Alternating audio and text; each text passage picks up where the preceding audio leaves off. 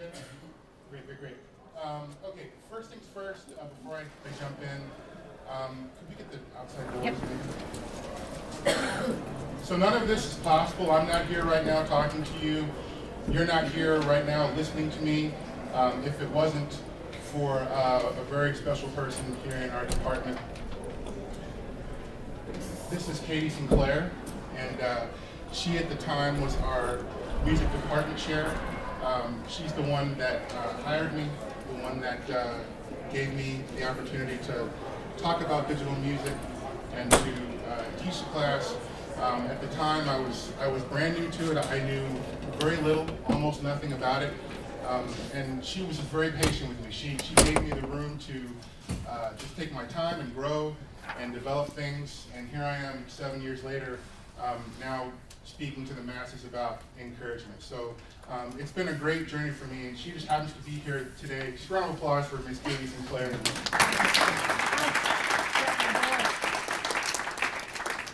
Okay, so let's just jump in. By show of hands, how many of you teach high school? Okay, middle school. Okay, how many of you right now would consider yourself to have a decent background or experience in digital music? Okay, how many of you have just dabbled a tiny bit? Okay, and how many of you have never touched it a day in your life, and this is total newbie? Okay, you're all in the right place. That's actually great. Hopefully after today, you'll feel a little more empowered about some of those things, because that was my journey 7 years ago.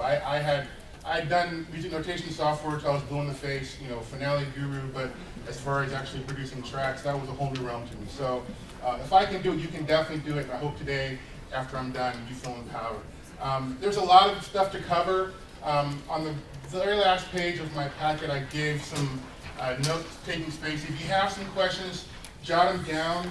I'll save time at the very end of the session for questions.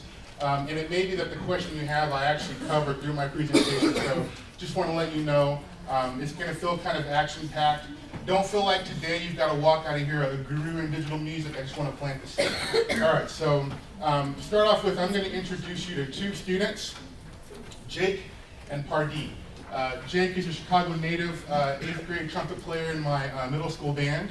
And I'm going to describe Jake to you, and we're going to call this a safe place. Kids aren't around, so we can just talk freely and plainly about the reality of things. Jake had been in my program for 4 years.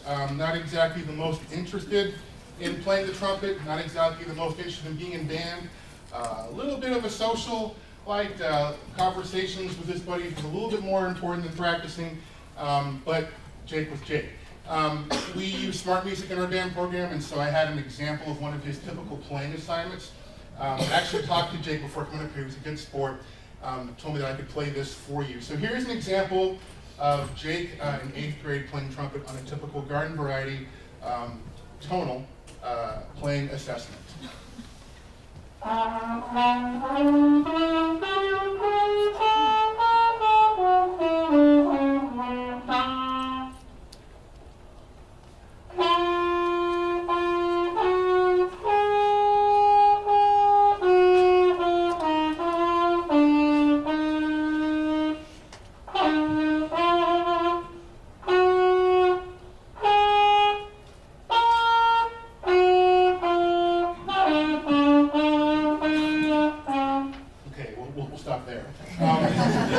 So let's be honest, this is a safe place again, and acknowledge that we're imperfect humans who have the task of teaching day to day. Just want to ask you, how many of you would be inclined to continue to serve a student like Jake because it's part of your job, but realistically you'd be more inclined at that point to focus your attention on students who are a little more invested in doing more of their things that were conducive to the band program? Show of hands.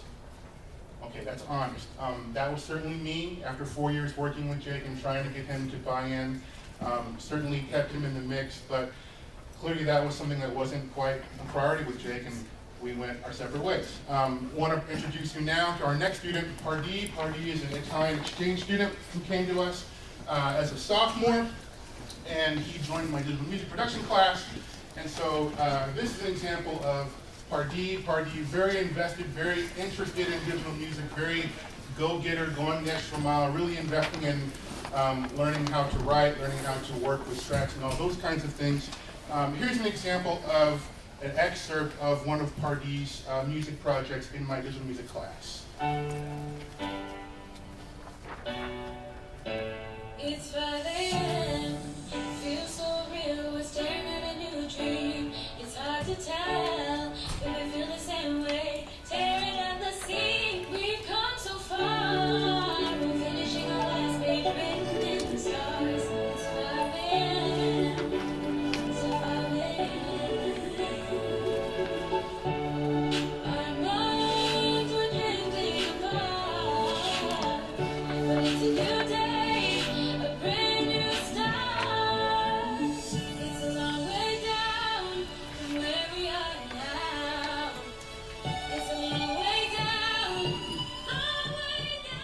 Okay, so that's Pardee. Full disclosure and transparency, Pardee is not an Italian exchange student. Pardee is not even his name, that's his stage name. Does anybody want to guess what Pardee's real name is? Jake. Jake! Absolutely right, that is Jake. The same Jake that you heard from middle school, the same Jake I would have never discovered had I not had an outlet besides band. The same Jake that before he was even a sophomore had already released a full album on iTunes. The same Jake that now as a senior before he's even graduated from high school has not one, not two, not three, but 4 albums. That's the same student. Ironically, the vocal that you heard on that track I just played, Alex Dubuclay, she's also one of my digital music students, and the two of them did a collaboration together for that song. So that's the reality. This is the student that's at your school right now, and you haven't met them. And while it's true not every student's going to go and record 4 albums on iTunes, it's very realistic that they could if they wanted to. More students than you think. So real quick, could you raise your hand if you call yourself a band director? Okay, choir director, orchestra, jazz ensemble. Okay. I submit to rethink your thinking. I'm a music teacher. I'm a music teacher who teaches concert band, who teaches jazz ensemble, who teaches music appreciation, who teaches chamber music, and who teaches digital music production. You're serving yourself too small if you confine yourself to the ensemble that you direct. You're not ensemble directors, you're music teachers. And if we're going to call ourselves music teachers, we have a calling to seek out every opportunity to provide those kids with a worthwhile music experience, whatever that may be, right? Our focus has been on students who have come through our rehearsal halls, but I just want you to think about the enormous pool of students that you have that are not in those groups, right? Okay, so let's look at some fun facts. These were the highest paid musicians of 2016 according to Forbes. I'm just gonna put a couple of these names on the board, and just by show of hands, if you've ever heard of, each artist that I put up here. All right, so here's the first one. Who's heard of Drake? Show of hands. Okay, you all heard of Drake. How did he do? He ranked 30th, earning $38.5 million. All right? Who's ever heard of Katy Perry? Show of hands, get them up. Yep, Katy Perry, 25th, earning $41 million. What about Jay-Z? Ever heard of Jay-Z? Okay, how do you do? Jay-Z ranked 18th, earning $53.5 million. Who's heard of Justin Bieber? All right, how'd the Biebs do? He ranked 13th, earning $56 million. Who's heard of Calvin Harris? Okay, not as many hands in here for Calvin Harris.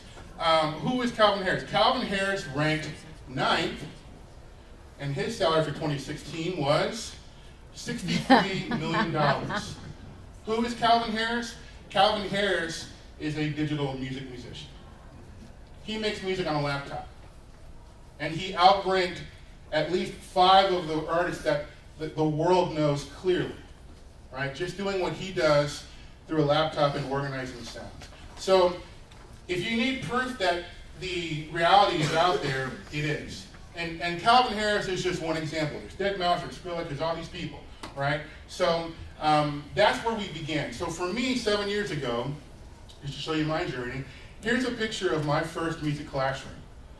It was literally a closet. It was never made to even have anything in there. We could only fit 4 computers.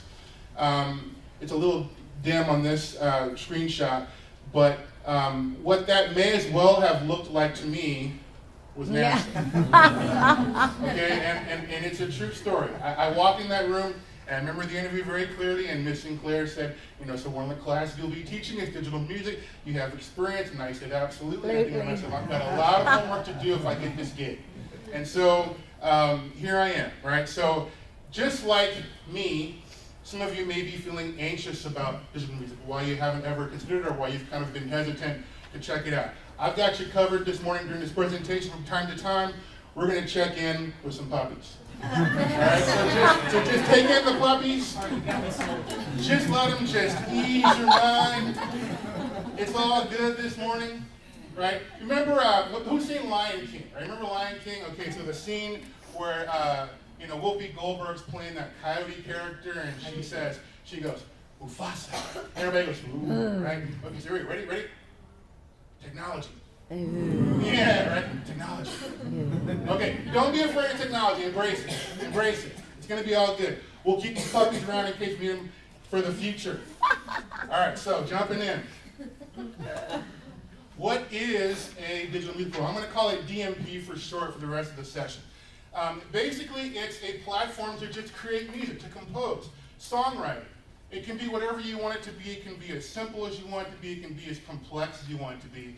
But it's just kids creating music on the computer.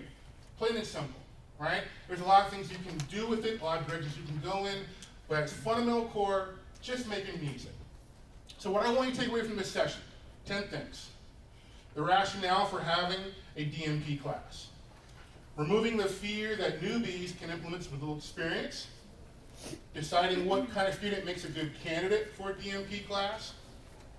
I want to demystify the jargon and usage of the hardware and software for you. Talk about classroom setup for AV options, how to create your lab space in the classroom and the pros and cons of each. We talk about knowing the basic hardware and software requirements for building the DMP studio at your school, and we'll even talk about pricing. Taking advantage of the many learning resources for learning digital music. Creating a very simple curriculum working backwards from a desired finished product of just a 4 to 5 minute song. Talking about current experienced teachers, those of you here who have got background in it already, getting some new ideas for enhancing your existing programs. And then last but not least, the next steps, right? So as for rationale, it's basically 4 things. Music technology is growing and relevant in your students' everyday lives. You can't deny that. It's been around, it's already here, it's not going away. They're already doing it. They're already dabbling in digital music production programs at home. Without your class, it's already happening. Your music program may as well tap into it and help give these kids some added structure that your experience as a musician and a music educator can provide. It's also a valid way to showcase your music program's diversity and show that it's maintaining pace with growing trends in technology. Last but not least, early retirement. Think about it. Next Justin Bieber or Beyonce could be in your class. They make it big, mention you in their Grammy speech, hook you up with millions because you were the one who planted the seed. Hey folks, it's better odds than playing a lottery, right? All right, so it's something to think about. Number 2, newbies. You can implement this with a little experience. Your role as a music teacher in this class has less to do with being responsible for every aspect of digital music production, and more to do with turning them loose and giving them a guided structure to unlock and realize music that's already inside them, okay? Your students will absorb content at a surprisingly fast rate. And the cool thing about a class like this is that they'll teach you as much as you teach them. This class is truly symbiotic. There's so many directions you can go and we all learn from each other. It's a beautiful thing.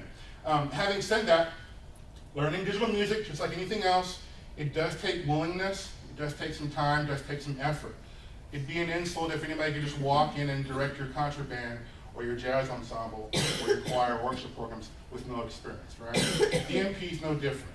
But the cool thing about it is there is a way for you to get your feet wet in without it being overwhelming and anxious. Okay, number 3, what kind of kid makes a good candidate? What I used to think was you had to have AP Music Theory equivalent, you had to know all your, inversions and subdominant, figured bass, all of those things. And when I let those types of kids into the program, obviously they did very well. In my own professional development and training for digital music, I turned to trade schools, and it was a whole other experience for me. I saw a room full of teenagers, young adults, retired people who were wanting to do this as a hobby, wanting to do it as a career, and many of them didn't have that academic music background. And they were producing unbelievably great music. And so I rethought how I structured my class. So I took all that off the table. I don't require AP theory, background, or any of that stuff. All I require for students is a willingness to learn, to follow my directions, and to follow the steps. There's things along the way that, they already have in them. And a class like this helps them to kind of just unlock that. They do learn some theory along the way, but it's kind of what I call songwriting theory. It's very hands-on and quick access type of theory to help them just get in and create. So my class is open to more kids at this point because of that. Number 4, demystifying the jargon and usage of hardware and software. Okay, so besides the regular typical computer and speakers, there are 6 things that I think we should define so that you feel like you have an understanding. Let's jump in. Number 1 is the DAW. It's always referred to as a DAW, but what it really means is digital audio workstation, right? What is that? That's just a fancy name for music software that you use to make this music in. That's all it is. And I can guarantee every one of you right now has heard of at least one of them. Here's some examples of some DAWs that are out in the industry. Right? GarageBand. Who's heard of GarageBand? Fabulous. You know about a DAW. Right? Some of the other ones, Logic Pro, Reason, FL Studio, Cubase. My personal favorite, Ableton, but we'll talk about that later. There are many more than this, but those are just some examples of what a DAW is. So when someone refers to a DAW, they're just talking about the main software program that kids or musicians go to create their music, right? Which platform is important?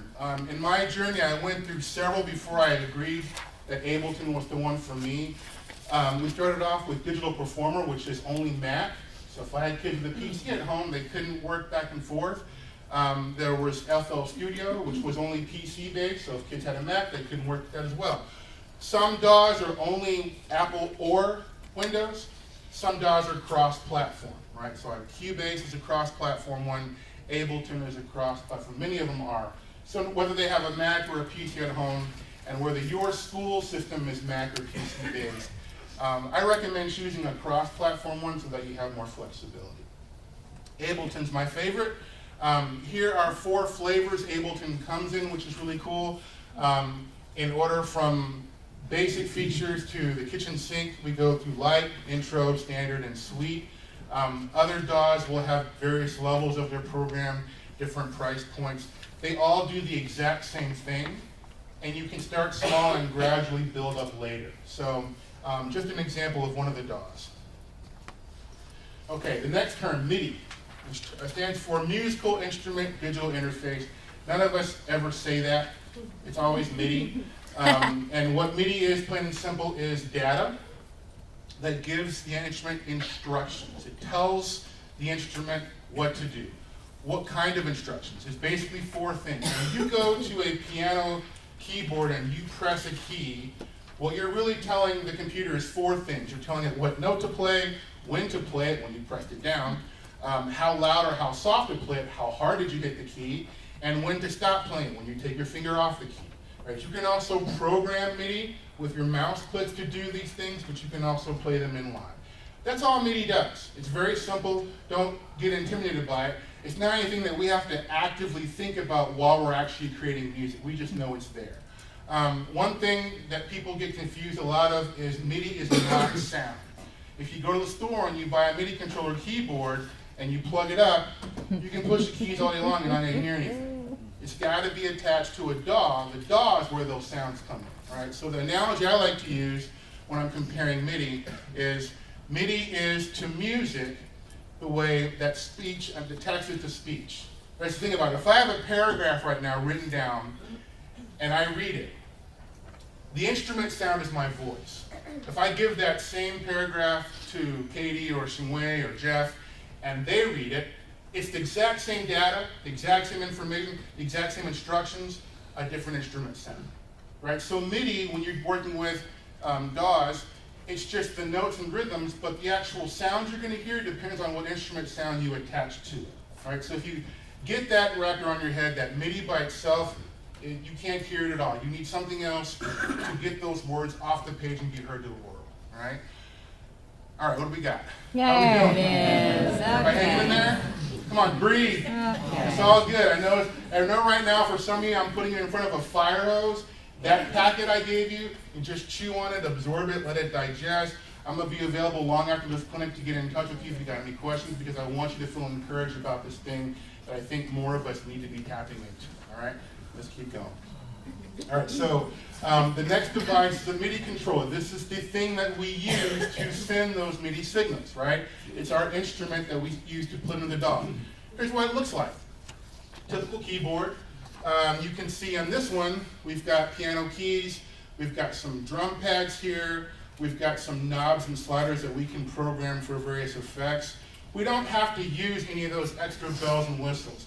The black and white keys of this piano keyboard is plenty to make great, incredible music. If you never learn how to use any of those buttons a day in your life, you can still have a class that's incredibly successful. Okay, so it's just there when you're ready for it. Kind of like the features of your car. You don't lift up the hood and try to understand the alternator or the transmission. You just put the key in, start it, and drive, right?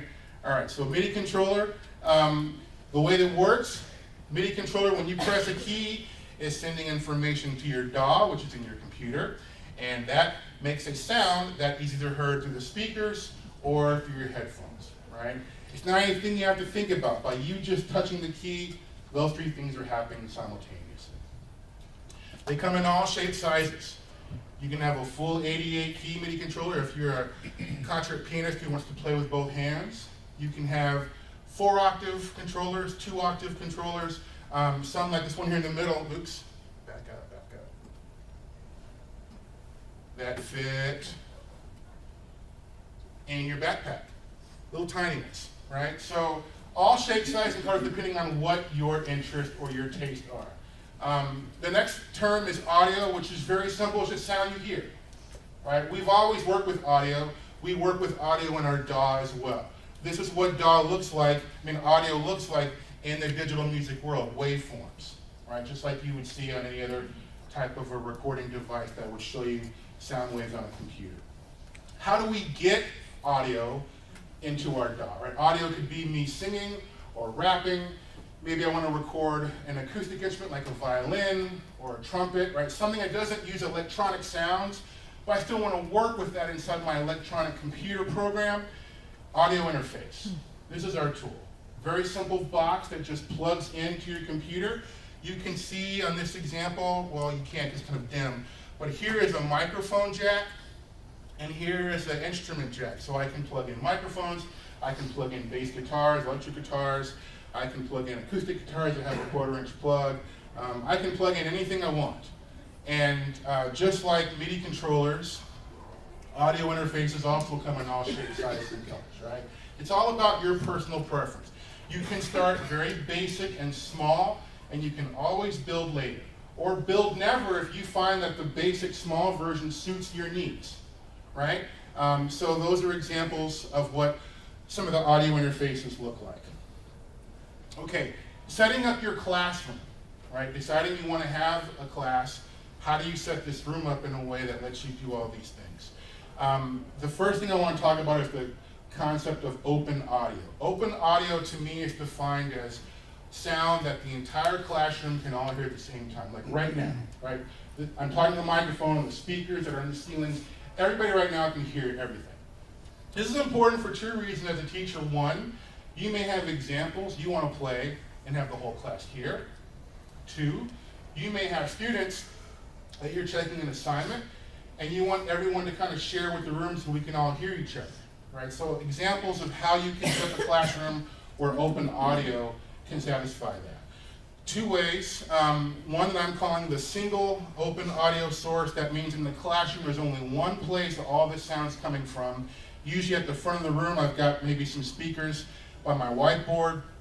In this case, I would route the audio coming from each of my student stations into a mixer of some sort that would send that signal here to these speakers, right? Very simple connections that someone in your school, in terms of like IT, or when you purchase equipment, from a retailer, can help you set those things up. You don't have to be an engineer to figure all that out. It's just a way to understand how that room would be set up so that you can take advantage of open audio, right? The other option is called multiple open audio sources. Here in this case, every single station's got their own speakers, right? In both options, it's understood that everybody's got headphones, so we can all work independently, but in terms of hearing everything in an open classroom, this is what we're talking about here. So as a teacher, if I want to run something through a whiteboard, I could, but I could just have the kids play their own projects right from their own station. Here's an example of my lab at the school I teach at. This is one side. We got a new arts wing, so I moved out of my closet. I went from 4 computers to 17. Very excited about the space to be able to do some things, and the growth along the way kind of helped me prepare for this. So you can see in this picture that we've got a multiple option setup. Every single station's got their own pair of speakers. And so all we have to do is just turn up station 16 or station 4, and we can all hear each other, right? How to build your music studio. This is helpful for the kids as well, because they're going to want to have something at home that they work from and go back and forth. I mean, a class like this, kids just get excited about it. So it's not just coming into your class. You want to educate them how to build one on their own. Very simple. There are more than 2 levels of this, but I'm going to keep it real basic for everybody and talk about just 2. The first one I call is a bare essential setup. You need these things, or something's going to be missing and you can't function, right? So the parts that go into this, one is a computer, speakers, headphones, a DAW, and a MIDI controller. Right? Those 5 pieces right there is plenty. 3 of them you probably already have right now at your school. Right? All you're missing is software and a MIDI controller. Most of you have some kind of computer lab. The computer speakers and or headphones is kind of an optional thing depending on your setup. But those 5 things are the things you would want in order to take full advantage of creating electronic music on your computer. Level 2, we're going to upgrade this and just add 2 things. An audio interface. So now we can get, in addition to electronic sounds, we can get acoustic sounds into our DAW software, and at least one microphone, or eventually building an assortment, right? You don't have to buy microphones for every single seat. Think about it. We're not going to record 17 different things all at the same time, right? We have like sound bleed all over the place. Just getting one microphone and having them take turns, right? If you're just getting one, there's a certain microphone that I'd recommend. If you're going to upgrade and get a collection, you get different microphones for different purposes. Don't worry about that. Just think basic and just get some basic tools so that the kids can get up and running. But those are the basic 2 levels. Okay, so I talked about Ableton as being my favorite. Why? Having gone through a lot of different DAWs, and me, myself, not being engineer-minded, as I found most of these DAW designers were. In other words, I think a lot of these designers were working in the field already. I don't think these were originally intended for schools. It was just people in a recording studio who wanted some really cool technology and get up and running. So they were very feature-rich. But for some of them, the learning curve, at least for me, was very steep. And it's frustrating as a teacher trying to navigate all that so you can filter in what's important for your kids getting started, right? Having gone through about 3 or 4 different DAWs, I came upon Ableton, and it was the best thing that ever happened to me. Ableton, in my mind, in my opinion, is much more creative-minded. It's built for the person who just wants to make music right away. It doesn't require you to have a bunch of technical lingo understanding before you can even, make your first sounds. So here's an example of what one of the screenshots of Ableton looks like. Not your typical ordinary interface. But there's 2 things right here that I found right away that made me feel much, much more at ease about taking forward steps and not getting anxious and moving forward without fear. One of them was this little corner over here. It's called Info View. It's the best thing. Literally anything that I put my mouse on, you can see from this screen, there are a whole bunch of things I can put my mouse cursor over. That box follows my mouse and tells me exactly what my mouse is hovering over. And it gives me a very down-to-earth, plain, simple, I don't have to be a recording engineer, explanation of what that is and how I use it. And if I want to learn more, I can go to the manual. But that is there all the time. The other thing I like about Ableton is this other side here, the right side, called Help View. Here are a list of built-in, basic, hands-on tutorials for very specific tasks that kids will be using on a regular basis to make music. They're hands-on. They walk you through the steps, step by step. You can go at your own pace. And all of that is built into every version, whether you get intro, light, suite, or standard. You have tools right away that help you figure out what it is you're doing. If you've never touched a DAW a day in your life, those two things give you a lot to feel comfortable about. So that was a cool thing for me.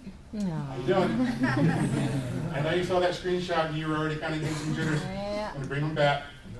Take them in. Okay, let's keep going. Let's keep going. So one thing about me, I'm notoriously cheap. Okay, you saw that music studio and you might have thought, oh, their school has, billions of dollars. Not. We're just like you, right? We have to fundraise. We have to get creative about how to raise money for things. I've been in other schools where we had a negative budget. I had to actually have money to equal no money. So in terms of like buying gear and things, it's important to try to be savvy. The cool thing about digital music is that there's a lot of ways for you to get what you need without breaking your bank. So let's go over a couple of those. Ableton, again, was my hero because of some of the things that they offer to help people get up and running with making music. So these manufacturers here on the board I'm showing, these are some of the leaders in the industry for making either MIDI controllers or audio interfaces. So Akai, Novation, Arturia make MIDI controllers. Focusrite makes audio interfaces.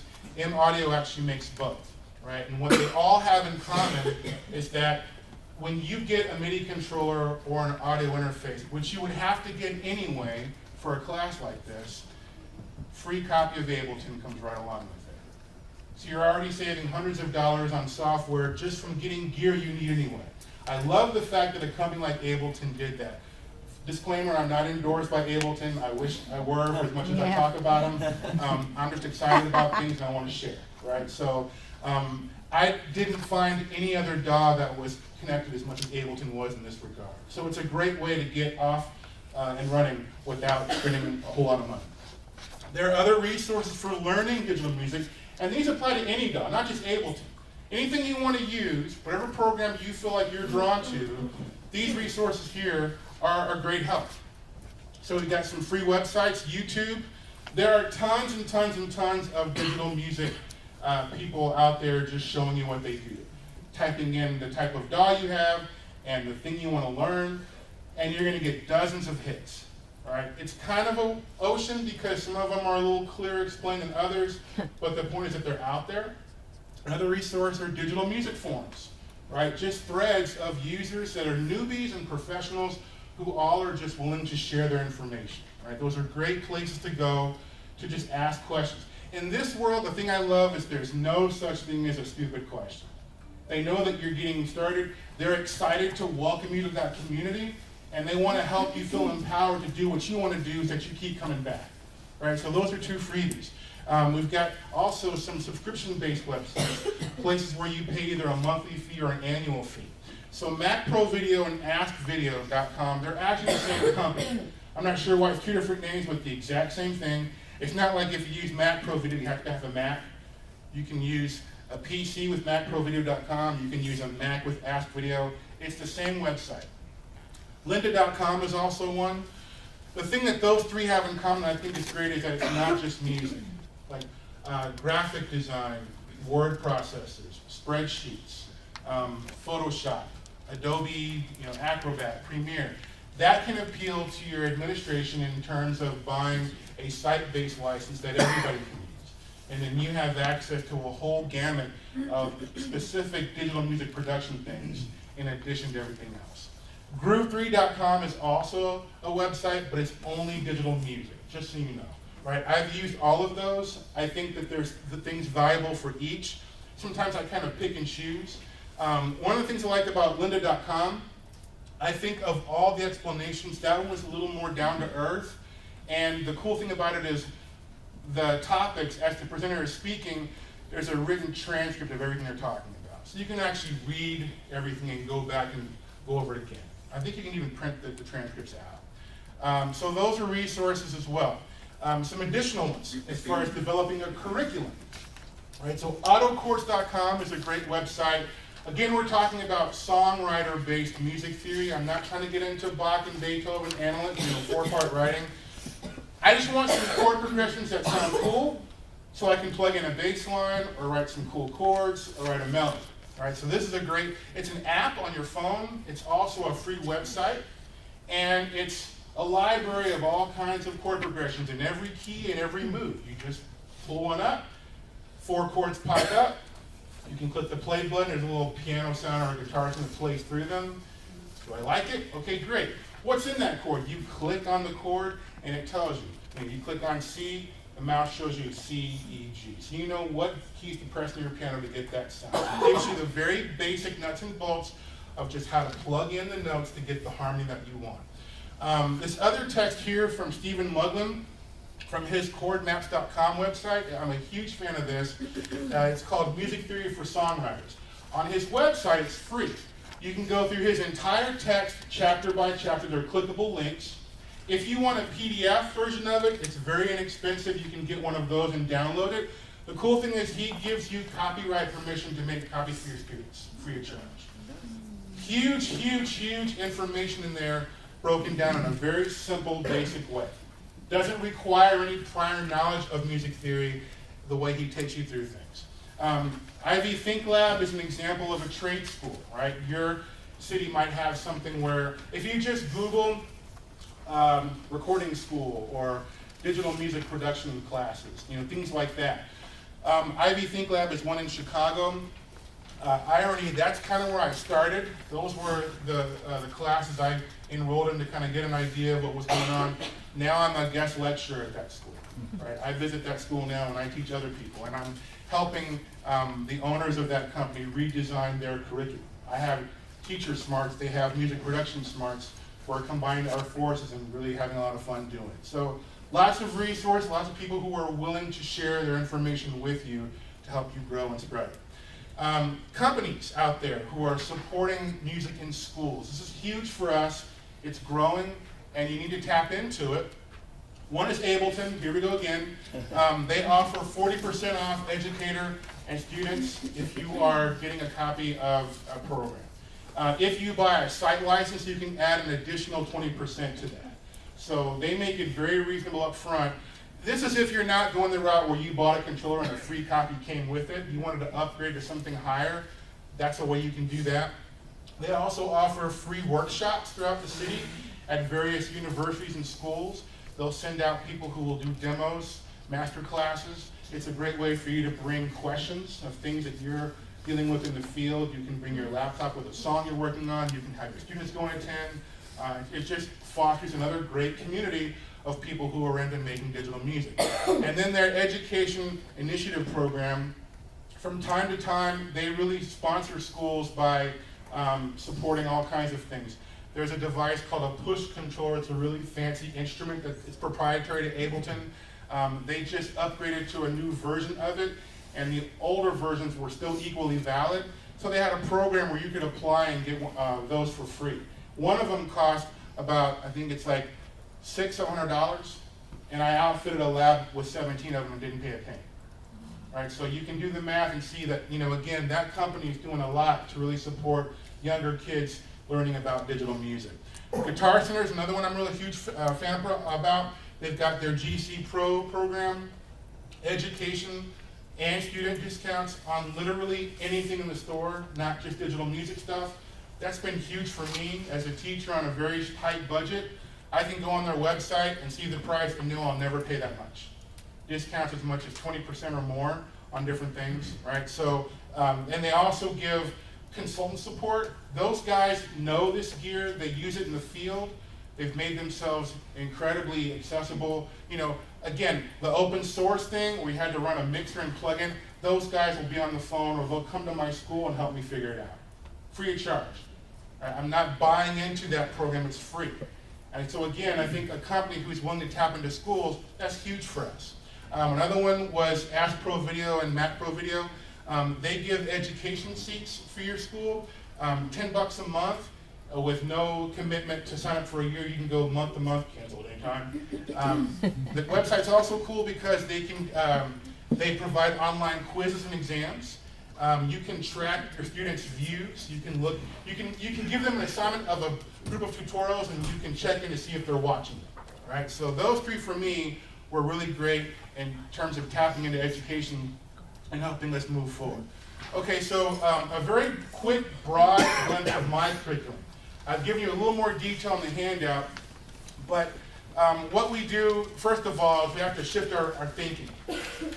We're used to music notation, right? 5 lines, 4 spaces, quarter notes, eighth notes, clefs, sharps, flats, naturals. None of that over here in this world. Now it looks like this. This is an example of MIDI data, right? Just dashes. You can see the piano keyboard still there. Now it's vertical, right? But the grid rhythmically, that's what it looks like. This is also what it looks like in terms of audio, right? Waveforms. So these two views are what we use all the time. If you've never seen it a day in your life and you feel anxious about it, you'll feel comfortable really quick because that's all you'll ever see. From the very first step of anything that you do, that's what it looks like, and it walks you through what all that is, and it becomes your world. Like now I see all three of those equally fluently, whereas before it was all Greek to me, right?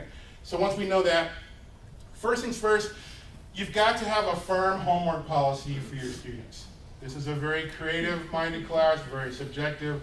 You'll say, I want your baseline by Monday, and they come in and say, well, man, I just wasn't feeling inspired with the ideas, and it didn't come to me.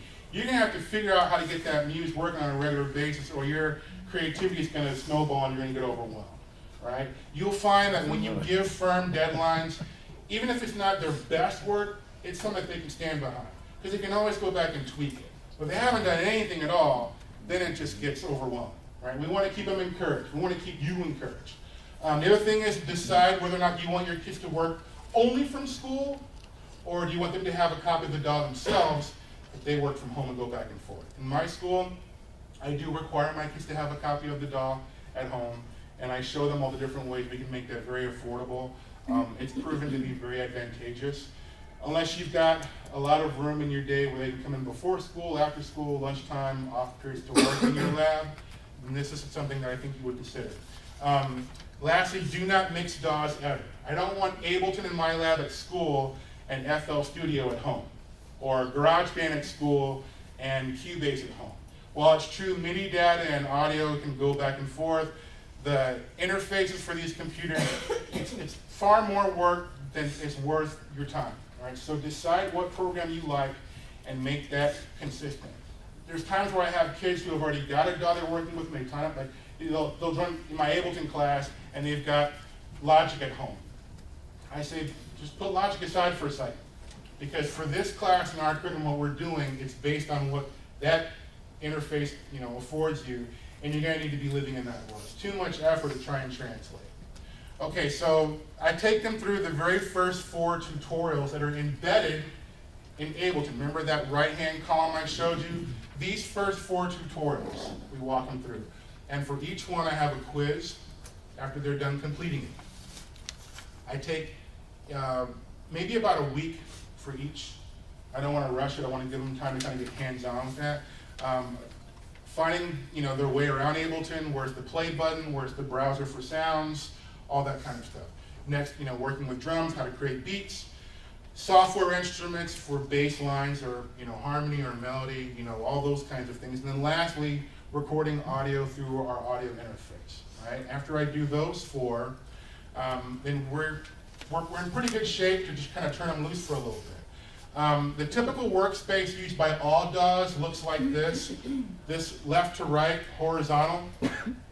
And here's an example of what that data looks like. So you see waveforms up here, you see MIDI data down here at the bottom, and then waveforms here again. Each line's its own instrument. Again, if it looks unfamiliar to you, the tutorials get you accustomed to that world very quickly. So this is all DAWs. Everybody looks like this. What I like about Ableton, in addition to this view, is I get something that's called session view. Now it's not horizontal, it's vertical. And this functions in a way where each of those blocks is an independent musical idea that doesn't have to be related to anything else. It can if I want it to be, but that can be my think tank of like musical ideas. Maybe I have a bass groove I like, or a drum groove I like, or a cool little arpeggiation. And I don't know what I'm going to do with them yet, but I want to get them documented before the ideas leave me. This is a great way to use that. A lot of people, once they kind of get fluent, use this in like live performance. Any of your kids who are interested in learning about how to DJ, they use session view for that. You can load full songs into each one of those and just trigger playback, for those kinds of things as well. But I like that extra feature that Ableton gives us. So what we do in our class is we work backwards. Our only goal for the whole year is one song, 4 to 5 minutes long. That's it. Typical song you might hear on the radio. That's all we're looking for. And I want to work backwards through my lessons to help them achieve that. There's 3 ways. Using pre-made audio or MIDI loops, we call it the building blocks method. That's pre-existing musical material. I don't have to create anything. The other one is original material. I call it the compositional method, or a combination of both. For the first one, using building blocks, let's define some terms real quick. So there's loops, which we define as small chunks of pre-made music material. It's usually 1 bar, maybe 2 bars long. They're very short, and they're designed to play repeatedly over and over. Think about a drum part on a pop song. The drum doesn't change its groove every measure. It's almost copy and pasted. Same thing might be for a bass line, depending on what the chord progression was, right? So loops helps me achieve that in a very quick way. I don't have to write that over and over and over. I've got a loop I can just copy and paste, and it's ready to go.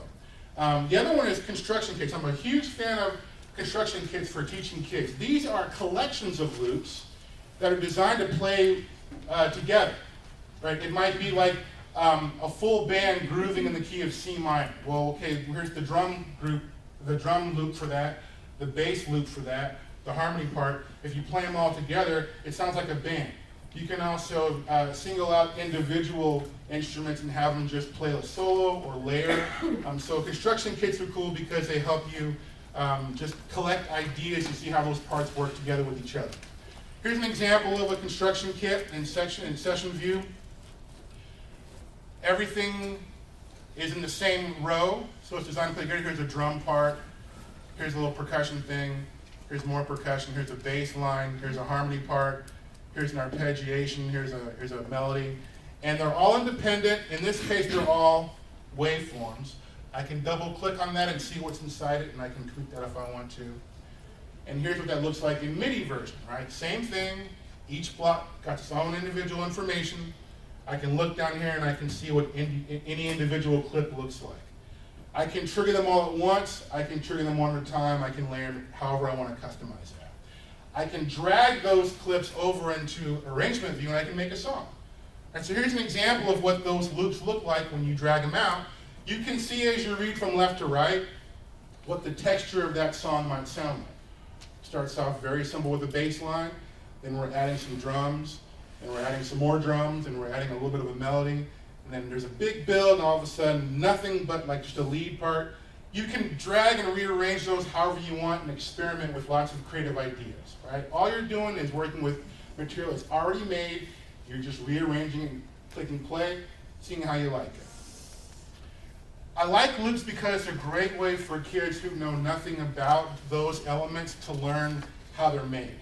Right? I can learn what a drum groove sounds like by picking up a funk drum loop, or a jazz drum loop, or a bossa nova bass line. Right? If they're MIDI, I can double click and open up and exactly see how they're written. It allows me to focus on song form and arrangement. I don't have to worry about composing because, again, it's all pre-existing. So it's a very basic entry-level way to kind of get your feet in, jump in, and make music right away. If you wanted to, that could be your whole year. Okay, you don't have to go any further. Again, you can keep it simple until you feel like you're in a place where you want to learn and add more. If you want to keep going, here's what my year looks like. After we're done with the basics, as far as those 4 tutorials of like navigating the software itself, then I do a unit where we're learning how to write drums. I take them next door to my jazz ensemble room so they can see a live drum set, right? You get kids who will write a drum part that you would need 16 hands and 12 feet to play. No wonder it doesn't sound realistic, it sounds really clever. So we take them next door and say, here's what the 2 feet and the 2 hands are actually doing, so when you write your drum parts, they sound practical and realistic, right? Then some real simple theory on some chords, writing for bass lines, different styles, harmony parts, scales for chords, like for writing melodies. These are the things that we take. So that takes us, in this year's class, all the way through December. It's a pretty sharp group, but I've had kids where, we're still like in maybe like March going through this. And it's all good because they have all that leftover time at the end, just been working on their final projects. So in my mind, it's songwriting. There's a whole bunch of different ways you could go with your curriculum. This is just mine.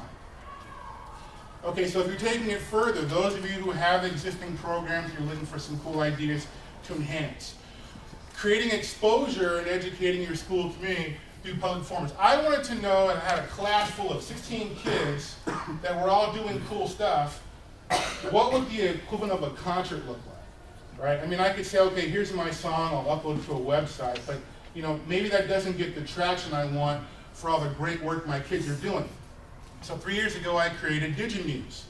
DigiMuse for me is an event in the spring, and every student gets up and they present their piece. Right? It's about having a deeper appreciation for that 5-minute song that otherwise you would have dismissed. That 5-minute song for those kids was 500 hours of work. They have a much deeper appreciation of that song they came up with. And they're talking about it. They're talking about the inspiration behind the idea. They're talking about the lessons that they learned along the way.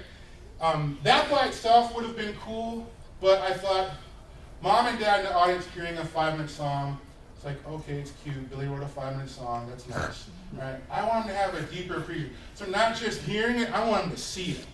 So we project Ableton on this huge, gigantic overhead projector, and they see that song scroll across the screen. They see and appreciate now what MIDI data looks like and sound waves look like. And they can see the texture build as it scrolls. It's a really cool experience for those parents that come and check that out. Then they really have mad respect for what the kids put into that project, right? So every spring we do it, it's cool. I never have to designate genres. The cool thing is there's so much out there. This year, I think there were 10 kids, 10 totally different genres, just organically created. So over the course of the evening, it's a pretty cool concert. You get a lot of musical variety throughout hearing each kid's project.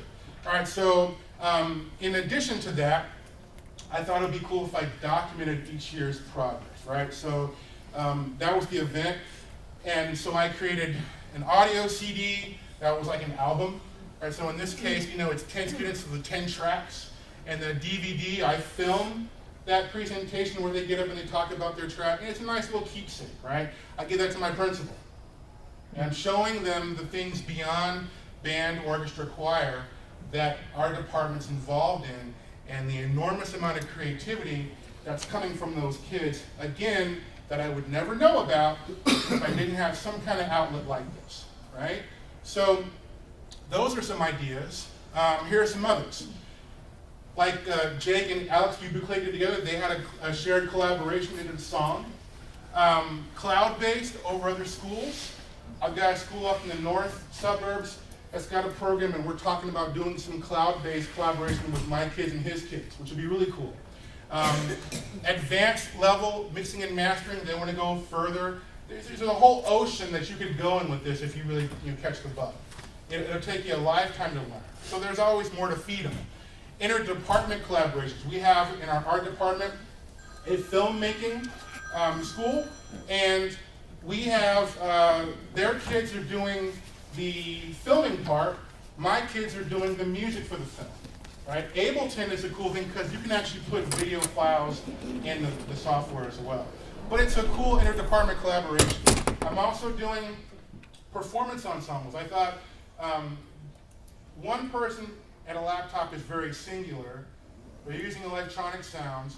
How is it any different from acoustic sounds? Why can't I find a way for them to interact with each other in an ensemble context? So this year I founded an electroacoustic ensemble where they're programming sounds through a code called Chuck, and it's a musical performance like anything else.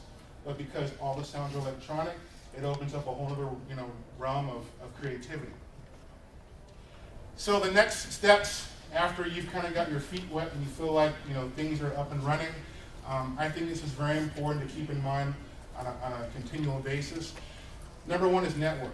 Find educators who are doing this along the state, over the country, and get in touch. All right, you exchange ideas. There's no way I can do it all by myself. I've gotten great ideas from other colleagues, and I've given great ideas to other colleagues. Number two, connect with these companies. They're just now realizing there's a much younger audience that they can tap into. Let them know what you're doing. You will be amazed at how much support they are willing to throw at you without even hesitating. It's just great to know, again, it's a genuinely supportive community of people wanting to advance this discipline.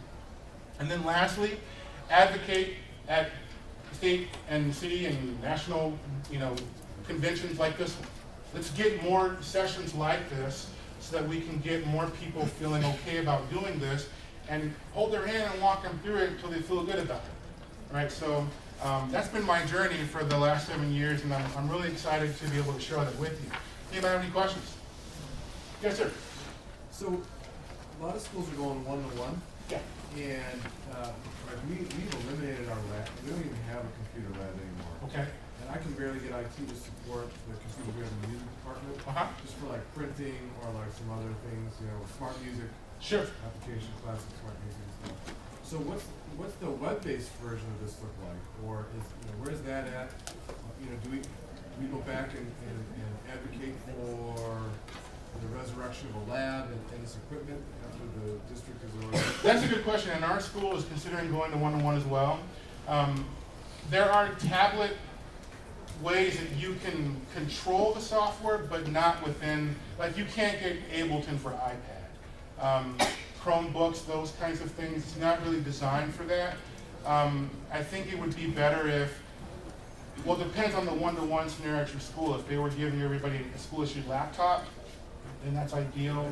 But otherwise, it would have to be some type of a desktop situation where it would, reside in the lab. It's really the only way that you can really take full advantage of it. I think anything else, you're trying to fit a square hole into a round peg, and you get more frustrated than you lose interest. So I think it's a way of just convincing them that there's still some merit for having a lab that's existing. And then, depending on each kid's resources, right? Just economically, some kids might need to come into the lab and not have, I don't know how it works in terms of like software, like what the school buys or what they require the kids to buy. But yeah, I would advocate for something that would be standalone. Yes, ma'am. Actually, to respond to his question, Sure. There is an online platform. It's called soundtrack.com. Okay. Okay.